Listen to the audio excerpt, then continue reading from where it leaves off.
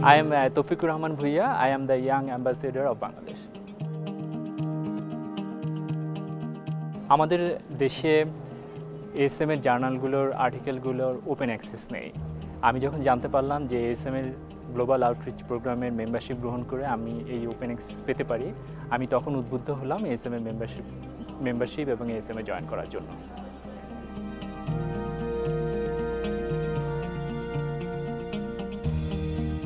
প্রতিটি দেশেরই নির্দিষ্ট কিছু গ্লোবাল চ্যালেঞ্জ রয়েছে এবং এক এক দেশের গ্লোবাল চ্যালেঞ্জ এক এক রকম।